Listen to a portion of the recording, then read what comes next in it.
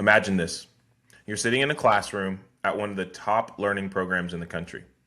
There are about 70 people in the room. 5 minutes into class, the professor is mid-sentence when suddenly people start standing up. Not all at once, one by one. You look around. Did I space out? Did I miss something? Was there an instruction? Now about half the room is standing. Everyone is looking at everyone else. And in that moment, you have a split second to decide. Do you stand or do you stay seated? Welcome to the Leader Fitness Podcast, where leaders come to train. I'm your host, David Brown-Dawson. That was my experience. I'm sitting there as more and more of my classmates stand up. I'm scanning the room, trying to make sense of it. I don't know why they're standing. I don't know what the instruction was. And I'm actively deciding whether I should stand just because everyone else is. I choose to stay seated. I sit back. A few moments pass. They feel like minutes. Now almost everyone in the room is standing. All but one other person. And finally, the professor starts talking again. See, earlier that day or prior to that class, the professor had sent an email to only part of the class. It told them that when he said a certain phrase, they should stand. The rest of us received nothing. No instructions, no context, just a moment of social pressure and a decision to make. See, what fascinated me wasn't who stood and who didn't. It was how quickly the room moved from confusion to compliance. No one asked a question. No one challenged it. Most people didn't even hesitate. And that was how our professor set up the conversation around Stanley Milgram and the Stanley Milgram experiment. Now, in front of me, I have a copy of Chapter 1 of Stanley Milgram's book. A little bit about Milgram before diving into Chapter 1, which is called The Dilemma of Obedience. Stanley Milgram spent much of his career studying a question that makes a lot of us uncomfortable. Why do ordinary people comply with authority even when it conflicts with their judgment? Why do ordinary people comply with authority even when it conflicts their judgment? His experiments showed something critical. People don't stop thinking because they're evil. They stop thinking because responsibility feels external. And in that classroom, responsibility didn't feel like it belonged to any one of us. In the previous episode, I told you that the next episode was going to be about the life wheel, and we will get there. But this week, I want to discuss the Stanley Milgram experiment and my own experience in that experiment, not the Stanley Milgram experiment, but the experiment that my professor ran in that class, because of its relevance to leadership and to 2026. I'm going to walk through this chapter, The Dilemma of Obedience, and I'm just going to pull out different quotes from it and talk to them. I hope you'll stay with me. To set it up, I got to read the first two paragraphs. Obedience is as basic an element in the structure of social life as one can point to. Some system of authority is a requirement of all communal living, and it is only the man dwelling in isolation who is not forced to respond through defiance or submission to the commands of others.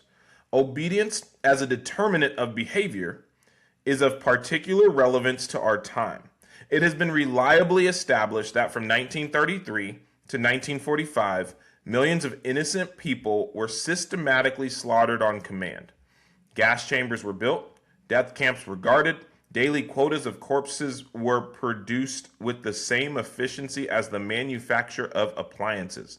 These inhumane policies may have originated in the mind of a single person, but they could only have been carried out on a massive scale if a very large number of people obeyed orders. Obedience is the psychological mechanism that links individual action to political purpose. It is the dispositional cement that binds men to systems of authority. Facts in recent history and observation in daily life suggest that for many people, obedience may be a deeply ingrained behavior tendency, indeed a prepotent impulse overriding training in ethics, sympathy, and moral conduct. Okay, I'm going to just pause there. 2 lines that I want to point out. These inhumane policies may have originated in the mind of a single person. Whew, let's start there. Okay, the context for this, Stanley Milgram was trying to figure out, in reflecting on World War II and the atrocities that led up to it and that happened during it, in this specific context, he was trying to figure out how the Nazis and so many people in Germany allowed the atrocities that have been documented. So that was the context, that was the question, that was what was going on that got him to the point where he was like, okay, I want to do a study. I want to study why this happened. Are people evil? Or all of the people involved evil? Or, and this is the question he posed again, why do ordinary people comply with authority even when it conflicts with their judgment? Goodness. So, in case you don't want to listen to the whole episode, I'm just going to jump to the end. Gosh, this is so good. I'm just going to read this. I'm going to go back through, but these are a couple pieces that I want to just hit on.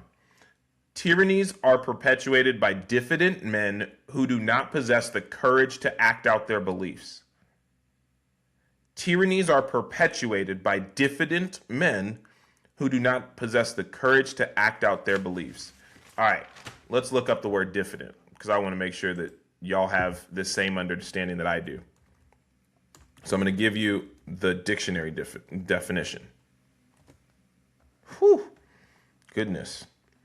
So the first definition that pops up, diffident means modest or shy because of a lack of self-confidence.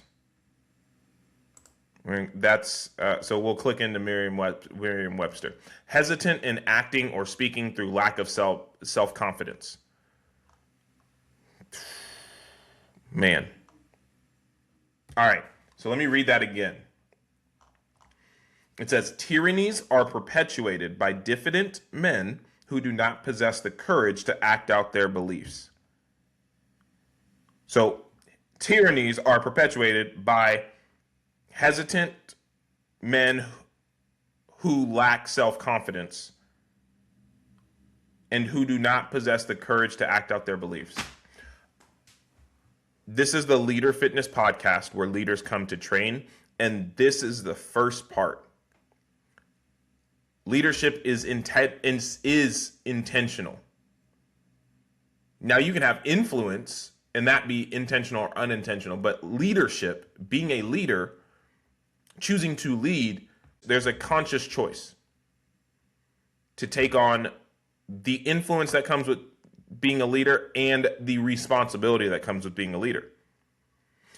And being willing to take that on does require a level of courage. And I find it interesting that the word choice of Stanley Milgram is hesitant in acting or speaking through lack of confidence. And if you know anything about what we're doing here at the Leader Fitness Podcast and Lead Calm Gym, where leaders come to train, it is to build from the inside out so that confidence is never an excuse, or lack of confidence is never an excuse. We're building leaders who are courageous. That doesn't mean that they don't have fear, but it does mean that they're courageous and they're willing to do what is necessary in spite of the blowback that they may receive. If you haven't already seen the experiment, they've recreated the experiment over the years, and I'll plan to link one of the experiments or an example of the experiment in the show notes. They're trying to see, why do ordinary people comply with authority even when it conflicts with their judgment? And so I want you to keep this in mind, because this person that is being studied is being told by the scientists to continue hey, just continue with this experiment. This person has agreed to it, so let's continue with the experiment. And what you'll see when you watch this video is, man, they say essentially 2/3 of the people that they studied comply essentially all the way through to the highest level of shock. I'm so thankful that our professor started the class with our own internal experiment to see, hey, if I send a message to half of the class, or if I send a message to a third of the class, I actually, to this day, I've never seen the message, and I don't know exactly how many people in the class he sent it to. I just know that it was somewhere, I believe it was somewhere between a third and a half of the class that received the message. And in seeing that, then that means that at least a third of the class, if not more than likely half of the class or more, was just complying with everybody else standing. Now, this presents a couple of initial thoughts. One is, why did they stand? Another is, why did I not stand? And then the other thing that I've been thinking about recently is, was it easier for me to not stand because it was me not acting? Would it have been harder if in order to act, or if in order to go against the majority, or to break with this dilemma of obedience or complying, I had to take an action? And when we're talking about the Stanley Milgram experiment, it is fascinating because that is what was required for the person being studied. They would have to break with complying with the authority figure, which is the scientist, the person leading the experiment. They would have to break with that authority figure in order to end the inflicting pain on this person. Y'all. And to think that 2/3 of the people that went through this essentially went all the way up is wild. So let me get back to this. So there's a few pieces that I want to get into. All right, here's a paragraph. When you think of the long and gloomy history of man, you will find more hideous crimes have been committed in the name of obedience than have ever been committed in the name of rebellion. If you doubt that, read William Shirer's Rise and Fall of the Third Reich. The German officer corps were brought up in the most rigorous code of obedience. In the name of obedience, they were party to and assisted in the most wicked, large-scale actions in the history of the world. Now, that's a quote from an article or a book by C.P. Snow, written in 1961. I would just make one adjustment to that, and that is King Leopold of Belgium. Anywho, we'll continue. That's a whole nother episode. All right. So it goes on to say, the Nazi extermination of European Jews is the most extreme instance of abhorrent immoral acts carried out by thousands of people in the name of obedience. Yet in lesser degree, this type of thing is constantly occurring. Ordinary citizens are ordered to destroy other people, and they do so because they consider it their duty to obey orders. I'm going to read this again because it is January 24th, 2026. Yet in lesser degree, this type of thing is constantly recurring. Ordinary citizens are ordered to destroy other people, and they do so because they consider it their duty to obey orders. Whoo!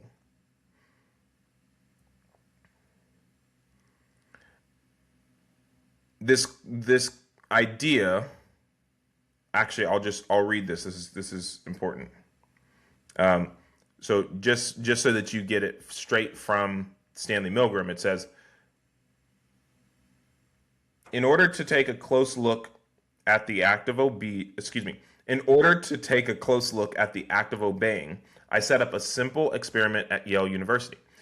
Eventually, the experiment was to involve more than 1,000 participants and would be repeated at several universities. But at the beginning, the conception was simple. A person comes to a physical laboratory and is told to carry out a series of acts that come increasingly into conflict with conscience. The main question is how far the participant will comply with the experimenter's instructions before refusing to carry out the actions required of him. It goes on to say, but the reader needs to know a little more detail about the experiment. Two people come to a psychology laboratory to take part in a study of memory and learning. One of them is designated as a teacher and the other a learner. The experimenter explains that the study is concerned with the effects of punishment on learning. The learner is conducted into a room, seated in a chair, his arms strapped to prevent excessive movement, and an electrode attached to his wrist. He is told that he is to learn a list of word pairs. Whenever he makes an error, he will receive electric shocks of increasing intensity. The real focus of the experiment is the teacher. After watching the learner being strapped into place, he is taken into the main experimental room and seated before an impressive shock generator. Its main feature is a horizontal line of 30 switches, ranging from 15 volts to 450 volts in 15-volt increments. There are also verbal designations which range from slight shock to danger, severe shock. The teacher is told that he is to administer the learning test to the man in the other room. When the learner responds correctly, the teacher moves on to the next item. When the other man gives an incorrect answer, the teacher is to give him an electric shock. He is to start at the lowest shock level, 15 volts, and to increase the level each time the man makes an error, going through 30 volts, 45 volts, and so on. The teacher is a genuinely naive subject who has come to the laboratory to participate in an experiment. The learner, or victim, is an actor who actually receives no shock at all. The point of the experiment is to see how far a person will proceed in a concrete and measurable situation in which he is ordered to inflict increasing pain on a protesting victim. At what point will the subject refuse to obey the experiment? All right. So that's the context of the experiment, and I wanted to read that so that you could have the full context of what happens in this experiment. All right. Oh gosh, I could just read so much more. And you know what? We're just gonna go for it, y'all, because why not?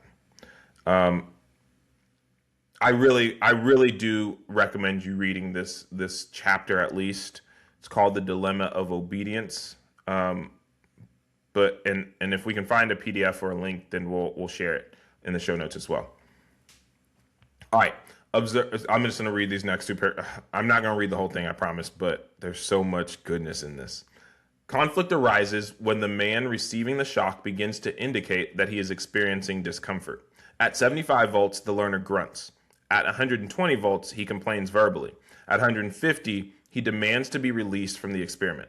His protests continue as the shocks escalate, growing increasingly vehement and emotional. At 285 volts, his response can only be described as an agonized scream.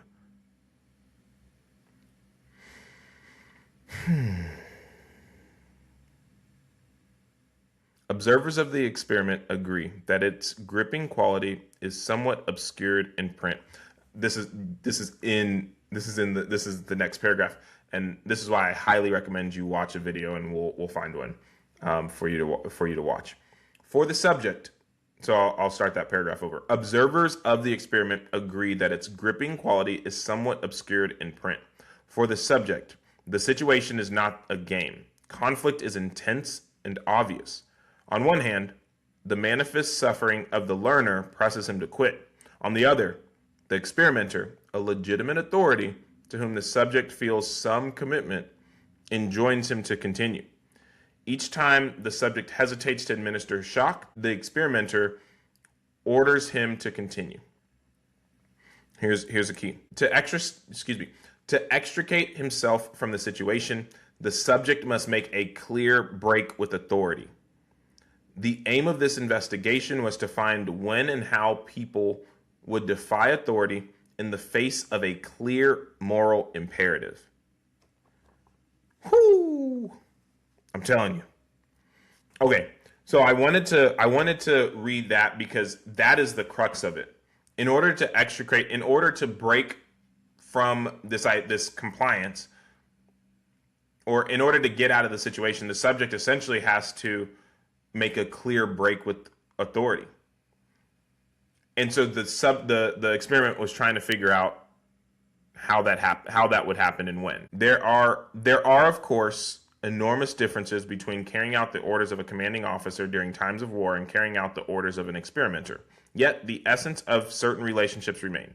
For one may ask in a general way, how does a man behave when he is told by a legitimate authority to act against a third individual? If anything, we may expect the experimenter's power to be considerably less than that of the general, since he has no power to enforce his imperatives.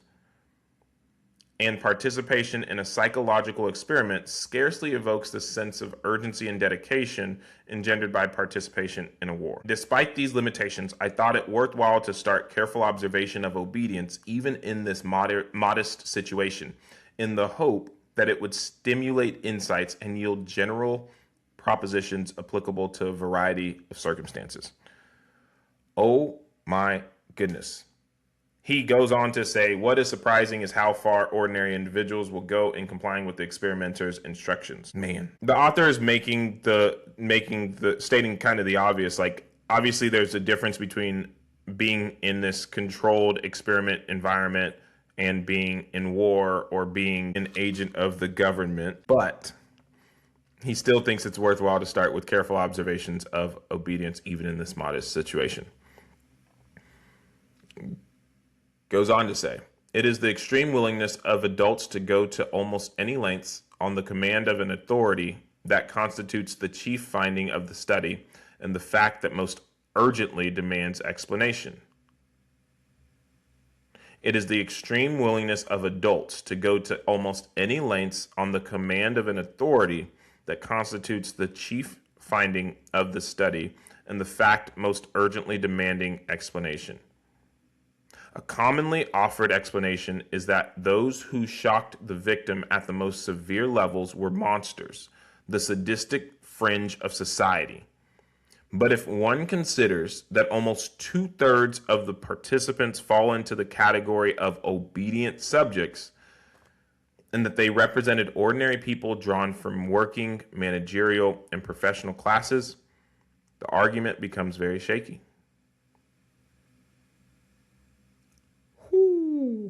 So almost 2/3 of the participants shocked the victim at the most severe level.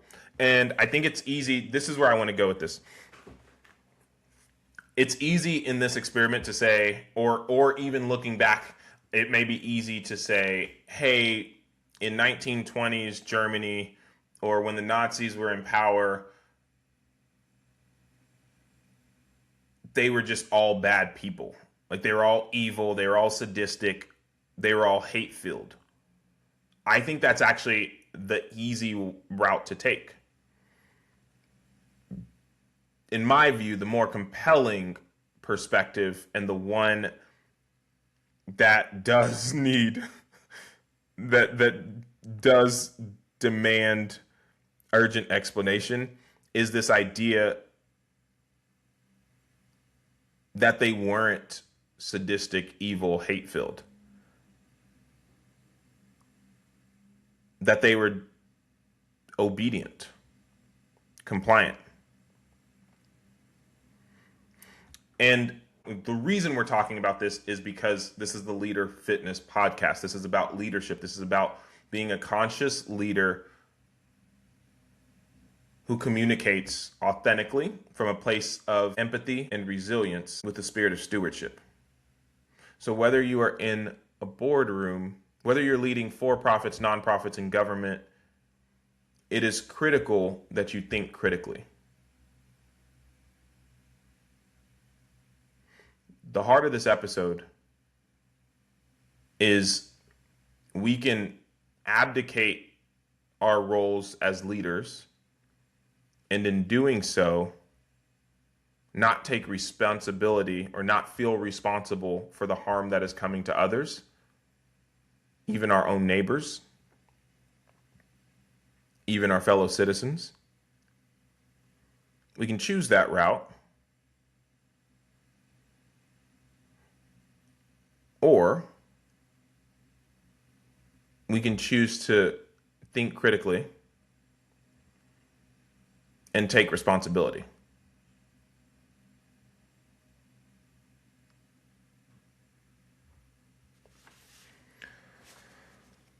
Let's continue. Got a few more quotes. This is perhaps the most fundamental lesson of our study. Ordinary people simply doing their jobs and without any particular hostility on their part can become agents in a terrible, destructive process. I got to read that one more time. Y'all, this is perhaps the most fundamental lesson of our study. Ordinary people simply doing their jobs and without any particular hostility on their part can become agents in a terrible, destructive process. Moreover, even when the destructive effects of their work become patently clear and they are asked to carry out actions incompatible with fundamental standards of morality, relatively few people have the resources needed to resist authority. So good. A variety of inhibitions against disobeying authority come into play and successfully keep the person in his place. All right, this is where oh my gosh, this is where so many pieces come together. If you listened to the episode on Outwitting the Devil, the book by Napoleon Hill that wasn't released until 70 years after his death, or excuse me, 70 years after it was written. If you listen to that episode, then there's a portion of that episode where I talked about one of the quotes that really drives what I do, and I'll say it undergirds what I do. And it's a quote that is from Charles G. Woodson, and goodness, the fact that this article says a variety of inhibitions against disobeying authority come into play and successfully keep the person in his place, like, there's so many. I'm just going to connect this dot real quick for you. In a past episode, I changed the quote that changed everything for me. And I want you to hear just how much this quote aligns with what Stanley Milgram said. So the quote that Carter G. Woodson said, he was a historian and an author that lived in the Jim Crow era. He says, when you control a man's thinking, you do not have to worry about his actions. You do not have to tell him to not stand there or go yonder. He will find his proper place and will stay in it. You do not need to send him to the back door. He will go without being told. In fact, if there is no back door, he will cut one for his special benefit. His education makes it necessary. Yeah, oh my goodness. In real time, I'm seeing a couple of these pieces. Okay. So it says, he will find his proper place and will stay in it. His education makes it necessary. All right. So here's why this quote just hits me so hard. When you control a man's thinking, you do not have to worry about his actions. Here's the link. The link is, hey, if I can control the way you think, if I can make you just think comply, or be obedient, then I don't have to worry what you're going to do, because you're just going to comply with orders, which means that leaders are even more critical, because the majority in this experiment across the times that they've done this, 2/3 of people will go along with the orders that they're given, will go along to the extreme, even when it means inflicting pain on people. That means that those of us who are leaders, who are choosing not just the influence, but the responsibility that comes along with it, have to be that much more courageous and that much more willing to stand up.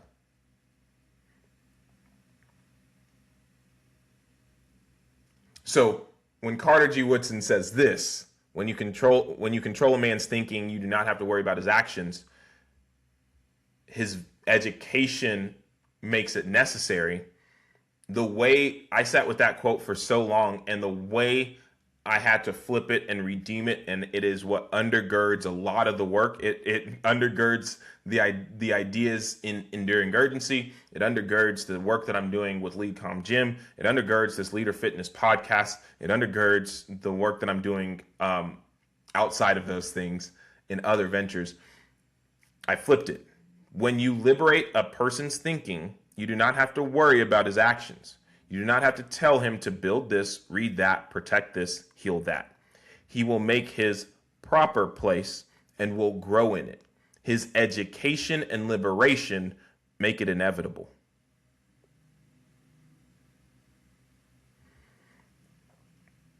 So this is when, as leaders, we get to choose, or as people, we get to choose. Are you going to choose to just comply, or are you going to think a little bit more critical? Are you going to think critically? And when I tell you the last sentence in Carter G. Woodson's statement, his education makes it necessary. I went into this in the episode Outwitting the Devil by Napoleon Hill. One part was that many leaders are drifting, but the deeper part is our education system as it's currently designed creates compliant people. And by design, it creates compliant people. So in order for that to change, we have to change the way that we structure our education system.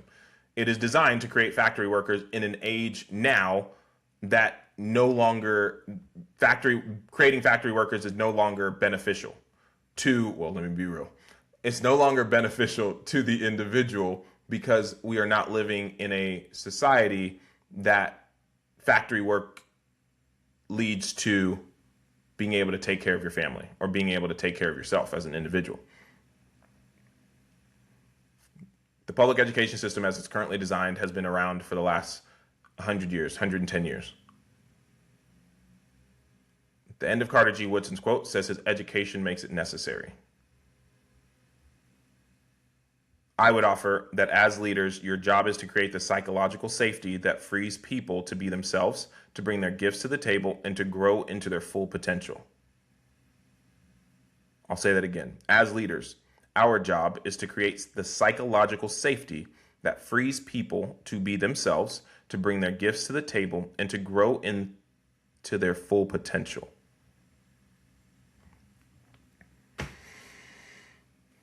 But as it currently stands,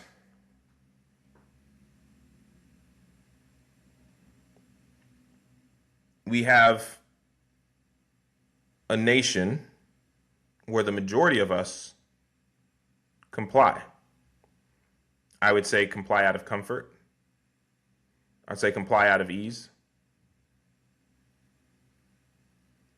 I would say comply out of a lack of conviction. In that, I can just imagine, I'd love to say that in that experiment, if that experiment was being done on me, I would be like, wait, why would I inflict pain on this person? I wouldn't even start the experiment. If I did, I would also hope that at a certain point, I would be like, wait a minute, this person is in actual pain. I don't know that this is what this person signed up for. Let me stop. I would like to think that. I will gladly admit or acknowledge that the experiment that our professor did there was no consequence. Nobody was getting hurt. It was a simple, everybody standing up. Ooh, there's some social pressure. Are you going to stand or are you going to stay seated? And by not standing, that was me breaking with the compliance. But I don't think it's always that easy. I don't think it's always that easy as leaders. Oftentimes, in order to break with complying, in order to lead intentionally, you have to take an action. Oftentimes, it's not as easy as, hey, if I stay seated, if I don't do anything, this is me taking a stand.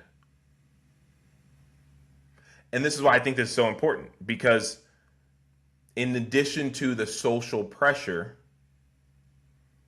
there is the decision to, like, there's the decision to act or not act. And as leaders, whether you're leading yourself, leading a team of teams, leading at scale, right?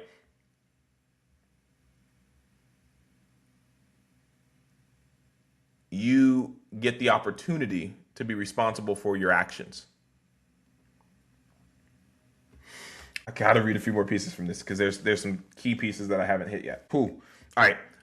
I'm gonna set this one up by saying, hey, this is one of the reasons why we talk about knowing what's in your garden, and we even talk about like knowing what your, like, part of the garden is knowing what, like, vision, values, and standards, like what your values are.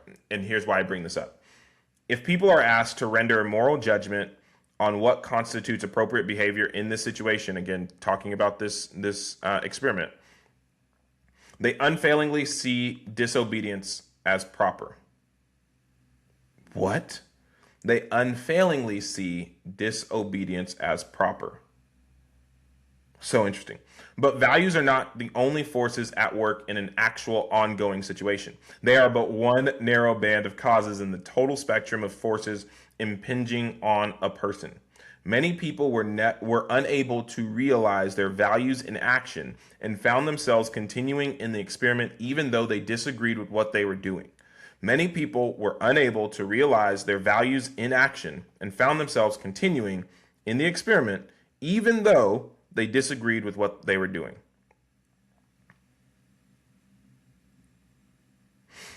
This study could very easily be used to inflict great harm if it's used incorrectly. This idea that 2/3 of people will just comply or will just go along, and not because they believe in or their values align with the action. This quote just set it up. Many people were unable to realize their values in action and found themselves continuing in the experiment even though they disagreed with what they were doing. The first statement is, if you are unclear on what your values are, it is very easy for them to get overridden. If you're unclear on your values, it's easier for those to be overridden because there's nothing there to begin with. Now, and that's why I said earlier, I mentioned conviction, because it's one thing to have a value, it's another thing to have a conviction. Oh my goodness, I didn't know if I was going to go here. Like, what do you value? Right? You could say, oh, in a leader as a leader, I value being able to create that psychologically safe space. Sure. But is it a conviction? Let me try something different. Now, we can have a whole nother session on the founders of America. I know way too many of the words to Hamilton. And I think about this often. They chose not to comply. It wasn't just that they had values about freedom or values about not living under a king. They had a conviction that they were literally willing to put their lives on the lines for. And I think you can value something or find value in something and not have it as a conviction.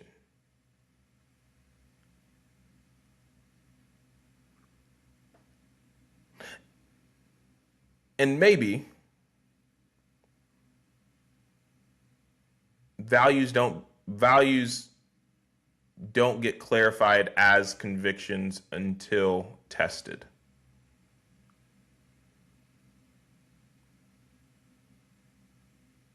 As leaders, it's important to know what you value and to know what your convictions are. This episode isn't necessarily to say don't comply. It's to say forget compliance. Let's center consciousness. Like, this is, oh man. Yeah. Here we go. Instead of building an education system around compliance, what if we built an education system? What if we built a society on being conscious, being aware of how you're showing up, being aware of who you are, being aware of the gifts that are on the inside of you, being aware of how you can contribute positively to the society that you're in. Like, instead of, hey, you have to fill out this Scantron. Well, that's what it was when I was in school. You had to fill out the Scantron A through E to test on information that we're going to just assume is true. No questions. We're just going to assume that it's true. We want you to get in the habit of complying. We want you to get in the habit of, here's this information that we give you, digest it, and then regurgitate it so that we know that you can comply. We've got to just like break that and say, I'll just say, I don't know that compliant citizens is the goal or should be the goal. The goal should be conscious leaders who are resilient, adaptable, emotionally intelligent, who are able to communicate, and by communicate meaning both share their perspective but also hear other people's perspective. We have the opportunity to do that. And if I can be even more direct, I think it is imperative that we do that, because this experiment that is America, it's not guaranteed. It feels like because we're removed, and I know even 9/11 and the wars in the Middle East, that was now 25 years ago in terms of when that started. It feels like the further removed we get from even that war or Vietnam or World War II, World War I, like, it's not a given that the experiment that is America continues to exist. It actually is going to require, I don't believe it's going to require pure compliance. I think it's actually going to require consciousness. It's going to require citizens to actually identify what their values are and actually understand what their convictions are, and then to stand on those convictions, even if it costs them something.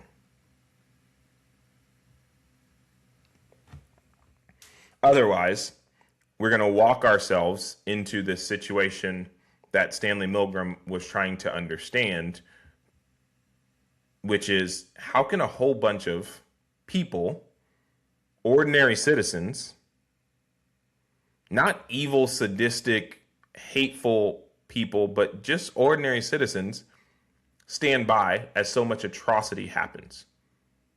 Not overseas this time, not in another country this time, but in their own neighborhoods. I got 2 more pages. It's so good. How much of this do I want to read? There it is. The subject entrusts the broader tasks of setting goals and assessing morality to the experimental authority he is serving. The most common adjustment of thought in the obedient subject is for him to see himself as not responsible for his own actions. I hate when leaders abdicate command, like abdicate leadership, abdicate their responsibility. The most common adjustment of thought in the obedient subject is for him to see himself as not responsible for his own actions. He divests himself of responsibility by attributing all initiative to the experimenter, a legitimate authority. He sees himself not as a person acting in a morally accountable way, but as the agent of external authority. In the post-experimental interview, when subjects were asked why they had gone on, a typical reply was, "I wouldn't have done it by myself. I was just doing what I was told." Unable to defy the authority of the experimenter, they attribute all responsibility to him. It is the old story of just doing one's duty that was heard time and time again in the defense statements of those accused at Nuremberg. Post-World War II, Nazis, they told the story of just doing one's duty. But it would be wrong to think of it as a thin alibi concocted for the occasion. Rather, it is a fundamental mode of thinking for a great many people once they are locked into a subordinate position in a structure of authority.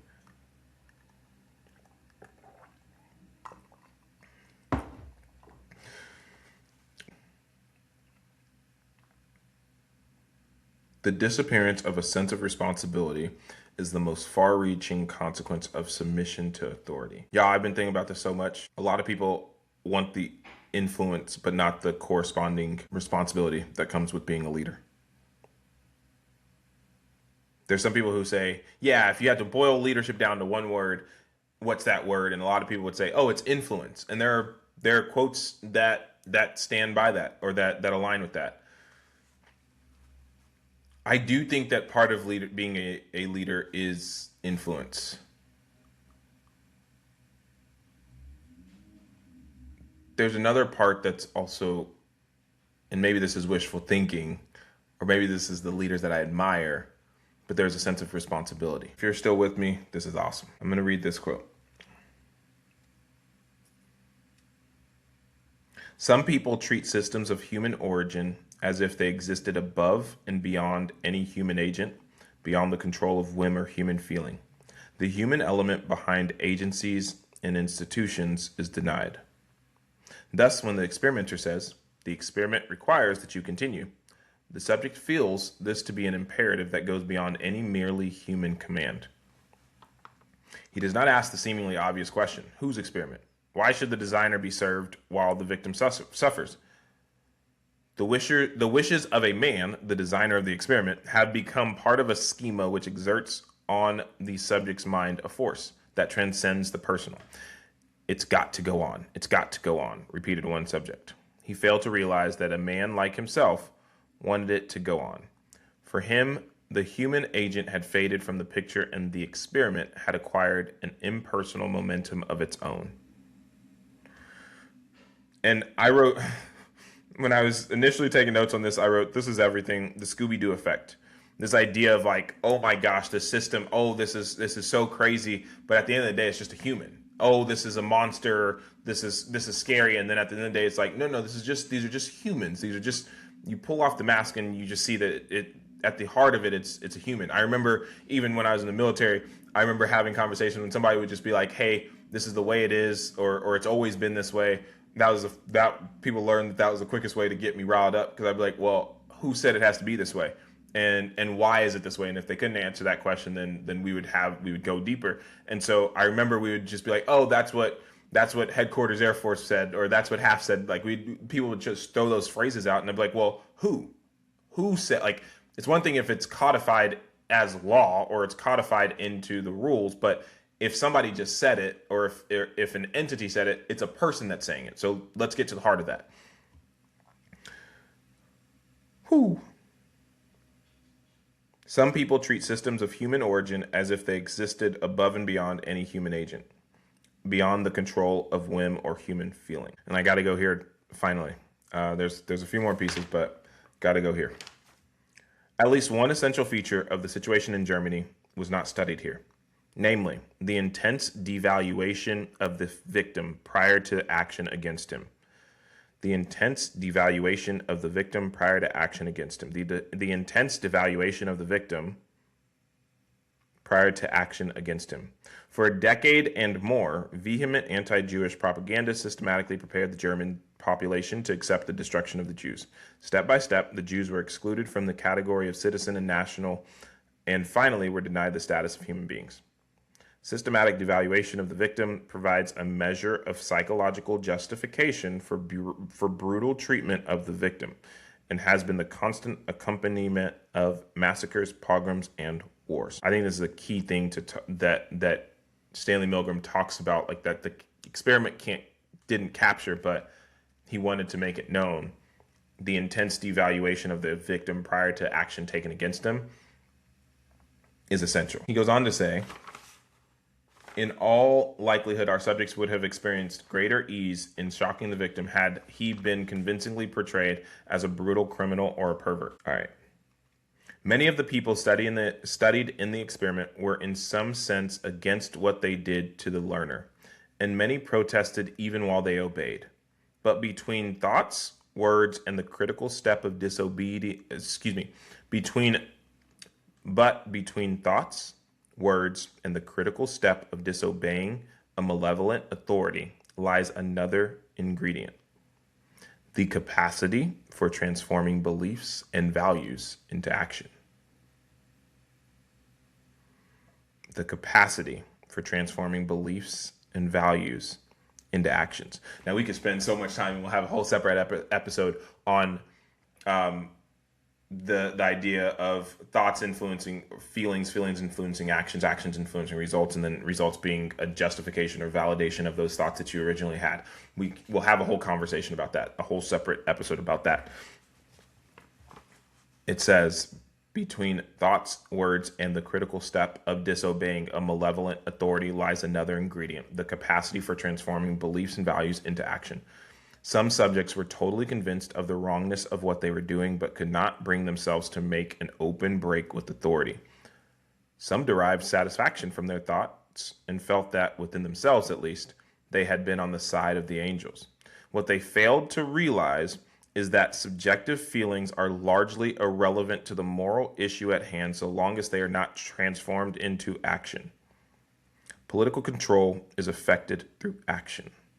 Political control is affected through action. What they fail to realize is that the subjective feelings are largely irrelevant to the moral issue at hand so long as they are not transformed into action. You can think all the thoughts and have all the feelings you want, but if you don't translate that into action, it does not matter, especially when you're talking about leading people, especially when you're talking about how you show up, especially when you're talking about allowing atrocities to continue without saying anything. You can think the thoughts, but until you say something, until you do something, your thoughts don't matter. Political control is affected through action. The attitudes, he goes on to say, the attitudes of the guards at the concentration camp are of no consequence when, in fact, they are allowing the slaughter of innocent men to take place before them. Similarly, so-called intellectual resistance in occupied Europe, in which persons, by a twist of thought, felt that they had defied the invader, was merely indulgence in a consoling psychological mechanism. Tyrannies are perpetuated by diffident men who do not possess the courage to act out their beliefs. Time and again in the experiment, people disvalued what they were doing, but could not muster the inner resources to translate their values into action. Final couple of points, or final couple of thoughts. Goodness gracious, is wild. It's all connected. A variation of the basic experiment depicts a dilemma more common than the one outlined above. The subject was not ordered to push the trigger that shocked the victim, but merely to perform a subsidiary act, administering the word pair test, before another subject actually delivered the shock. In this situation, 37 of the 40 adults from the New Haven area continued to the highest shock level on the generator. Predictably, subjects excused their behavior by saying that the responsibility belonged to the man who actually pulled the switch. This may illustrate a dangerously typical situation in complex society. It is psychologically easy to ignore responsibility when one is only an intermediate link in a chain of evil actions, but is far from the final consequences of the action. Even Eichmann, one of the leaders, generals on the German side, was sickened when he toured the concentration camps. But to participate in mass murder, he had only to sit at a desk and shuffle papers. At the same time, the man in the camp who actually dropped Cyclone B into the gas chambers was able to justify his behavior on the grounds that he was only following orders from above. Thus, there is a fragmentation of the total human act. No one man decides to carry out the evil act and is confronted with its consequences. The person who assumes full responsibility for the act has evaporated.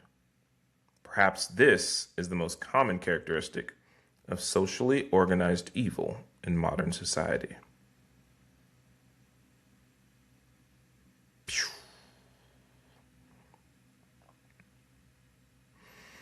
All right, here's the closing.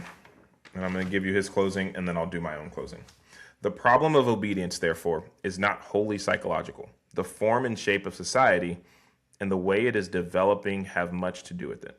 There was a time, perhaps, when men were able to give a fully human response to any situation because they were fully absorbed in it as human beings. But as soon as there was a division of labor among men, things changed.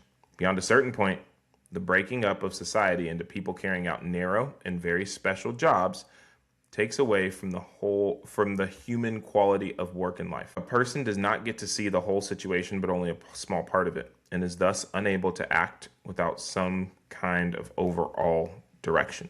He yields authority, but in doing so is alienated from his own actions. And he finishes with this quote from George Orwell. So George Orwell caught the essence of the situation when he wrote, "As I write, highly civilized human beings are flying overhead, trying to kill me. They do not feel any enmity against me as an individual, nor I against them. They are only doing their duty, as the saying goes. Most of them, I have no doubt, are kind-hearted, law-abiding men who would never dream of committing murder in private life.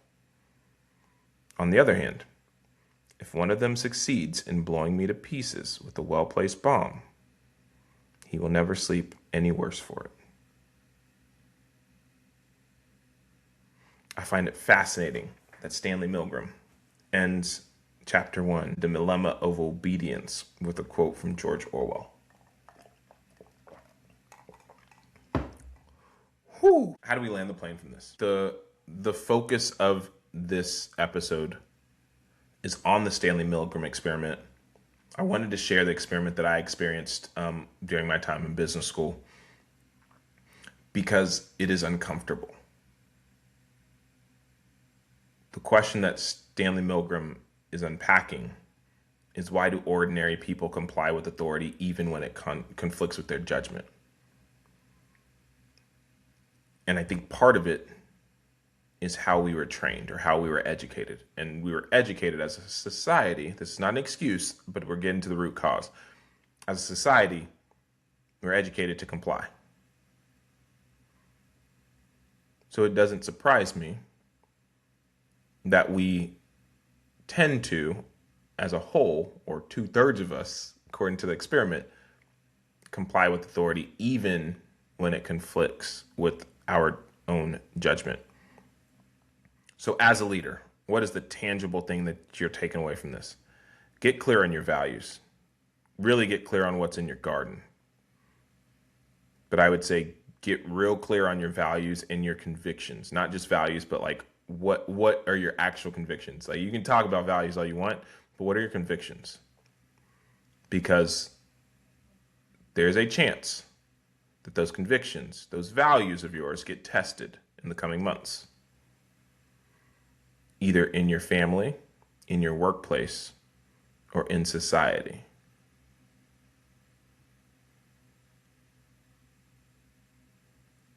People don't stop thinking because they're evil. Oftentimes they stop thinking because responsibility feels external, or because responsibility doesn't feel like it belongs to any one of us. It's the system, or that's just the way it is, or we just have to deal with it. At the end of the day, this whole experiment of America was created by a few men. So let's just be real. This whole experiment of America can be torn apart by just a few men. And for clarification, when I say men in this context, I mean men and women. I'll just say that for people. I just want to be clear there. As leaders, it is imperative that we build our critical thinking muscles. It is imperative that we don't just go along just because that's the easy option. If something conflicts with your judgment, take a second, pause, and then identify what your action is going to be. It could be something as simple as not speaking up in a meeting. Or it can be something as serious as fellow citizens getting attacked, seeing it and feeling apathetic to it. Speaking to myself as much as anybody who's listening. I'm going to go back to how I started. Imagine this. You're sitting in a classroom at one of the top learning programs in the country. There are about 70 people in the room. 5 minutes into class, the professor is mid-sentence when suddenly people start standing up. Not all at once, one by one. You look around. Did I miss something? Was there an instruction? Did I space out? Now about half the room is standing and everyone is looking at everyone else. And in that split second, you have to decide, do you stand or do you stay seated? The last thing that I'll leave you with is, do you know what you value? And are you clear on your convictions? This is the Leader Fitness Podcast. I'm your host, David Brown-Dawson, challenging you to lead intentionally. Lead yourself intentionally. Lead others intentionally. And don't just comply for compliance sake because it's the easiest way out, because it's comfortable. Make sure that you're thinking critically so that you can lead effectively. See you in the next episode.